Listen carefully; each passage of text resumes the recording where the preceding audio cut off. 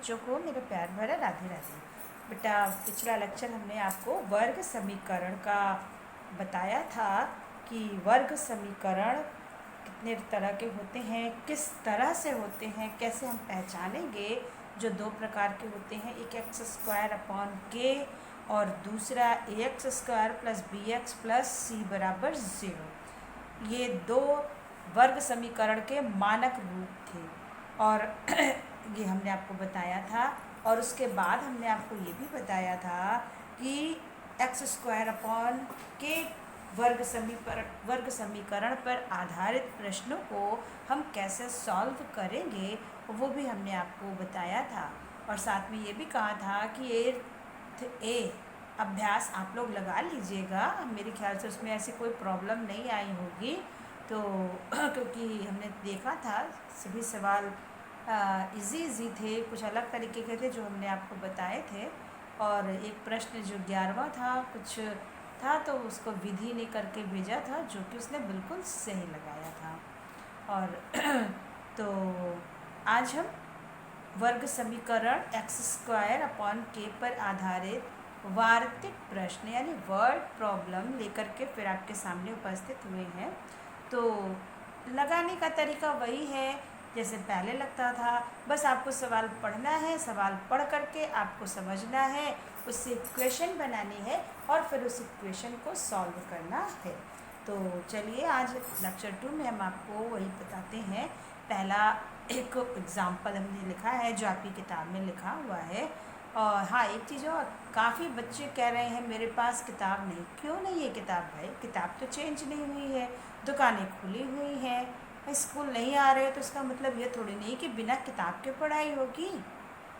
तो ये बेवकूफ़ी की बातें हैं, जिनको नहीं पढ़ना है उनके पास यही एक्सक्यूज़ है। अब हम पीडीएफ देना भी बंद करवा देंगे, जो श्रेयम और शांभवी दे रही हैं हम वो भी बंद करवा देंगे। आप पढ़िए चाहे ना पढ़िए। हाँ, अक्टूबर का महीना लगने वाला है और अभी तक आपने किताब नहीं खरीदी, जबकि हमने पहले ही कहा था कि सरकारी किताबें जो चलती हैं वही चल रही हैं। आपको कहीं से नई पुरानी कुछ भी मिले, आप घर बैठे जाकर के दुकान से ले सकते हो। ऐसा तो है नहीं कि आप निकलते नहीं होंगे, घर वाले नहीं निकलते होंगे, सब निकलते होंगे, लेकिन आपको अगर नहीं पढ़ना है तो आप नहीं खरीदोगे। और आप ये चाहते हो कि मैम लोग सारी पीडीएफ भेज दिया करें, कतई नहीं भेजेंगे बेटा, हम लोगों के पास भी बहुत से काम हैं। आपको घर बैठे ये सुविधा दी गई है कि आप लोग पढ़िए, जितना पूछ सके पूछिए, तो आप लोग उसका मिसयूज़ कर रहे हैं, क्योंकि बिना किताब के पढ़ाई होगी नहीं। तो आइंदा से ना कोई पीडीएफ भेजी जाएगी। और किसी ने ये कहा कि मेरे पास किताब नहीं है तो फिर ये समझ लीजिए कि उसको हम ग्रुप से हटा देंगे, ख़त्म। चलिए, एग्जाम्पल 1 में हमने एक सवाल लिखा है, एक वर्ग का क्षेत्रफल 64 वर्ग सेंटीमीटर है, उसकी भुजा ज्ञात करो। सिर्फ इतना सवाल है। एक वर्ग का क्षेत्रफल 64 वर्ग सेंटीमीटर है, यानी वर्ग का क्षेत्रफल दिया हुआ है। अब वर्ग तो आपको पता ही होगा, एक ऐसी आकृति या एक ऐसा चतुर्भुज जिसकी चारों भुजाएं बराबर होती हैं। तो अब वर्ग का क्षेत्रफल है तो वर्ग की भुजा भी होनी चाहिए, जो नहीं दी हुई है इसमें। तो हमने मान लिया, माना वर्ग की भुजा x सेंटीमीटर है। अब चूँकि क्षेत्रफल दिया है तो पहले हम वर्ग का क्षेत्रफल निकाल लेते हैं। वर्ग का क्षेत्रफल बराबर होता है भुजा की घात 2, और भुजा हमने क्या मानी है? x, यानी x की घात 2। अब ये हमारा क्षेत्रफल है x की घात 2, और एक क्षेत्रफल आपका 64 वर्ग सेंटीमीटर दिया है। तो एक सवाल में दो क्षेत्रफल तो होंगे नहीं, यानी कि ये क्षेत्रफल और ये क्षेत्रफल दोनों क्या होंगे? बराबर होंगे। तो एक्स स्क्वायर बराबर 64, तो this imply x is equal two plus minus 64, या एक्स बराबर वर्गमूल निकालने पर प्लस माइनस 8। तो एक्स बराबर 8 या एक्स बराबर माइनस 8, ये दो मान निकले। लेकिन वैसे सिर्फ एक्स की वैल्यू होती तो प्लस 8 माइनस 8 दोनों मान लिया जाते, लेकिन यहाँ वर्ग की भुजा, और किसी भी कोई भी भुजा की नाप या कोई ऐसी माप वो कभी भी निगेटिव नहीं होती है, उसे अमान्य कर दिया जाता है। जैसे कोई भी नाप, भुजा की नाप है, अलमारी की नाप है, या कोई तौल वाली वस्तु है, या दूरी है, या समय है, या चाल है, ये सभी केवल धनात्मक ही लिए जाते हैं, ऋणात्मक नहीं। आप -5 किलोमीटर तो चलोगे नहीं, आप 5 किलोमीटर चलोगे ना, तो या आप 1 किलो दूध लोगे, माइनस 1 किलो दूध तो लोगे नहीं। तो जो माप वाली जितनी भी चीज़ें होती हैं उसमें हम ऋणात्मक चिन्हों को निगलेक्ट करते हैं। निगलेक्ट माने अमान्य करते हैं, केवल धनात्मक चिन्ह ही लेते हैं। तो यहाँ पर हमने लिखा है कि वर्ग की भुजा ऋणात्मक नहीं हो सकती है, इसलिए x बराबर -8 नहीं होगा, केवल इसका उत्तर x बराबर 8 सेंटीमीटर होगा, जो कि वर्ग की भुजा है। चलिए दूसरा सवाल है, एक आयताकार बाग की लंबाई उसकी चौड़ाई की 3 गुनी है। बाग का क्षेत्रफल 243 वर्ग मीटर है, तो बाग की लंबाई कितनी होगी। अब यहाँ पर बाग जो है आयताकार है, उसकी लंबाई जो है उसकी चौड़ाई की 3 गुनी है, यानी जितनी चौड़ाई है उसका 3 गुना उसका लंबाई है। तो चौड़ाई तो हमको पता नहीं, तो सबसे पहले हमने मान लिया, माना बाग की चौड़ाई x मीटर है। अब जितनी चौड़ाई है उसका 3 गुना लंबाई है, तो लंबाई बराबर क्या हो जाएगा, x गुणे 3 यानी 3x। अब आगे कह रहे हैं बाग का क्षेत्रफल 243 वर्ग मीटर है। तो पहले अब हमें लंबाई और चौड़ाई पता चल गई, तो इसका क्षेत्रफल हो जाएगा लंबाई गुणे चौड़ाई, और ये क्षेत्रफल दिया है 243, तो x गुणे 3x बराबर 3x स्क्वायर। तो x स्क्वायर बराबर 243 बटे 3 से भाग दोगे 81, तो x बराबर, तो ये आपका हो जाएगा, दिस इम्प्लाई x स्क्वायर बराबर 81, तो x बराबर ±81 या x बराबर ±9 मीटर। यहाँ पर भी x बराबर 9 या x बराबर -9, लेकिन कोई भी माप ऋणात्मक नहीं होती है, इसलिए ऋणात्मक चिन्हों को अमान्य करने पर हमारा आंसर क्या हुआ, x बराबर 9 मीटर। अब बाग की लंबाई पूछा था, तो बाग की लंबाई हमारी 3x थी, तो 3 गुणे 9 बराबर 27 मीटर। तो ये सवाल था। अब इसी से संबंधित आपका एक्सरसाइज 8B का भी सवाल है, जो हमने लगा दिया है। कुछ सवाल कुछ आपको लगाने हैं, तो देख लीजिए। दूसरा सवाल है कि एक आयत की लंबाई और चौड़ाई में 3 और 2 का अनुपात है। कक्षा 7 में हमने बताया था कि जब अनुपात में दिया रहता है तो कोई भी चर राशि लगा करके हम उसे मान लेते हैं। तो लंबाई और चौड़ाई में 3:2 का अनुपात है, तो लंबाई 3x हो जाएगी और चौड़ाई 2x हो जाएगी। अब बाग का क्षेत्रफल 600 वर्ग मीटर है, तो बाग का क्षेत्रफल निकाल लीजिए, लंबाई गुणे चौड़ाई। तो क्षेत्रफल दिया है 600 और लंबाई चौड़ाई है 3x × 2x बराबर हो गया 6x स्क्वायर। तो x स्क्वायर बराबर 600 बटे 600, x स्क्वायर बराबर 100, तो x बराबर ±√100, तो x बराबर 10। हमने यहाँ पे माइनस इसलिए नहीं लिखा क्योंकि कोई भी लंबाई चौड़ाई ऋणात्मक नहीं होती, इसलिए हमने डायरेक्ट x बराबर 10 मीटर, हाँ 10 मीटर हो जाएगा। तो अब ये हमने x का मान निकाला है। अब आपको इसकी लंबाई और चौड़ाई बतानी है, वो आप खुद निकालिए। लंबाई 3x है, चौड़ाई 2x है, उसमें x की वैल्यू रख करके लंबाई और चौड़ाई का मान निकाल लीजिए। अब हमने चौथा सवाल ये लगाया है, उसमें कहा जा रहा है कक्षा 8 के 144 शिक्षार्थियों को पंक्तियों में इस प्रकार खड़ा करना है कि प्रत्येक पंक्ति में उतने ही शिक्षार्थी हों जितनी की कुल पंक्तियों की संख्या ज्ञात कीजिए। कक्षा 8 में 144 शिक्षार्थी हैं या बच्चे हैं। अब इन 144 बच्चों को इस तरह से खड़ा करना है कि जितनी पंक्तियां बने एक पंक्ति में उतने ही बच्चे। जैसे मान लीजिए 5 पंक्तियां बने तो एक पंक्ति में 5 बच्चे हों, 10 पंक्तियां बने तो एक पंक्ति में 10 बच्चे हों। जैसे मान लीजिए 5 पंक्तियां बनी और एक पंक्ति में 5 बच्चे हो गए, तो टोटल कितने बच्चे हो गए, भाई जितनी पंक्तियां हैं और जितने पंक्ति में बच्चे हैं दोनों को गुणा कर लीजिए, तो 5 × 5 = 25 इस तरह से।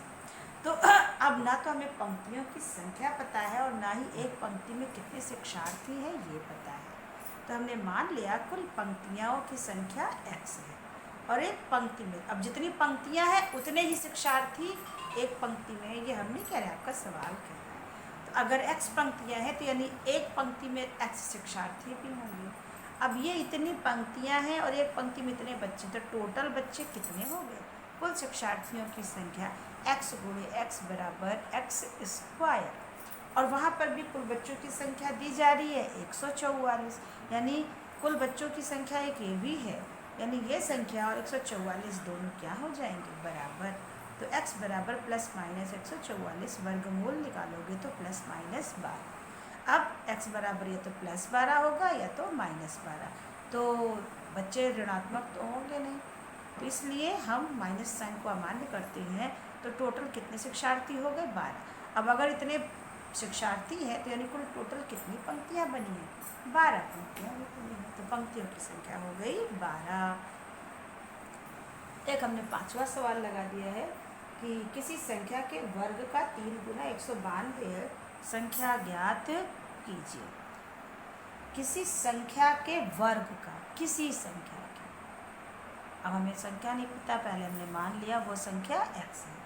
फिर कह रहे हैं संख्या का वर्ग, जो संख्या हमने मानी है उसका वर्ग। तो संख्या का वर्ग का मतलब हमने संख्या x मानी है, उसका वर्ग करने के लिए उसमें x से गुणा कर दिया, तो क्या हो गया? x की घात 2। फिर कह रहे हैं संख्या के वर्ग का 3 गुना, संख्या का वर्ग क्या है? x की घात 2, इसका 3 गुना यानी x स्क्वायर गुणे 3 बराबर 3x स्क्वायर। ये 3 गुना 192 के बराबर है, यानी 3x स्क्वायर बराबर 192, और x, अब इसको सॉल्व कर लीजिए तो x बराबर प्लस माइनस 8 आया, x बराबर प्लस 8 और x बराबर माइनस 8। यहाँ पर हम दोनों मूल लेंगे क्योंकि यहाँ पर कोई नाप नहीं दी है, यहाँ पर केवल कोई संख्या कही जा रही है। तो अगर संख्या कही जा रही है तो संख्या धनात्मक भी होगी और ऋणात्मक भी होगी। तो यहाँ पर हमने इस लिखा है, यहाँ दोनों मूल्य मान्य होंगे क्योंकि ये किसी की माप नहीं है, ये संख्याएं हैं। जब कोई नाप होती है तो वो ऋणात्मक नहीं होता है, तो इसीलिए यहाँ कोई भी माप नहीं है, इसलिए ये दोनों मूल मान्य हो। तो आज भी मेरी तरफ से ख़त्म हो गया है बेटा, तो आप लोग इसको भी लगा लीजिएगा जिससे कि ये आपका कंप्लीट हो जाए। अब इसके बाद है ax square plus bx plus c के रूप में हल करना वर्ग समीकरण। वर्ग समीकरण ax square plus bx plus c बराबर 0। तो ये आपने अभी हमने शायद 5वें 6ठे चैप्टर में आपको बताया था किस तरह के समीकरणों को हल करना। हम आपको एक बता दे रहे हैं, आप लोगों से खुद हल कर लीजिएगा। पिछले चैप्टर में हमने आपको बताया था, शायद 5वां चैप्टर था या जो भी चैप्टर है उसको हमने बताया था। तो जैसे एक एग्ज़ाम्पल हम एक ले लेते हैं, कोई भी x square plus 7x plus 10 बराबर 0। वहाँ पिछले जो बताया था वहाँ 0 नहीं था, इतना था। तो आपको वही ये a b c ax square plus bx plus c से आप तुलना करेंगे तो a बराबर 1, b बराबर 7 और c बराबर 10। a गुणे c करिए तो 1 गुणे 10 बराबर 10। तो अब आपको 10 का इस तरह से गुणनखंड करना है, तो 2 गुणनखंड लेना है कि गुणा करें तो 10 आए और जोड़ने या घटाने पर 7 आए। तो 5 दूनी 10, 5 और 2 को जोड़ देंगे तो 7 हो जाएगा। x square plus 5 plus 2x plus 10 is equal to 0। तो x स्क्वायर कोष्ठक खोल दीजिए plus 2x plus 10 is equal to 0। 2 का समूह बना करके कॉमन ले लीजिए, x कॉमन लिया तो x प्लस 5, इन दोनों में से 2 कॉमन लिया तो x प्लस 5 बराबर 0। अब x प्लस 5 और दूसरे में बचा x प्लस 2 बराबर 0। ये दोनों 0, इसका मतलब या तो ये 0 होगा और या ये 0 आपका है x minus a, x minus यदि 2 व्यंजकों का गुणनफल 0 आता है, ये 2 व्यंजक हैं x प्लस 5 x प्लस 2, अगर इनका गुणनफल किसके बराबर है, शून्य के बराबर है, तो उनमें से कम एक व्यंजक का मान शून्य अवश्य होगा। तो इन दोनों व्यंजकों का गुणनफल शून्य है, तो इसका मतलब या तो ये शून्य होगा या तो ये शून्य होगा। अब हम रख देख लेते हैं। अगर x + 5 बराबर शून्य है, तो इसका मतलब x बराबर -5 होगी। और दूसरी स्थिति में अगर x + 2 बराबर शून्य है, तो इसका मतलब है x = -2, यानी कि यही दो मान होंगे x के, x = -5 और -2।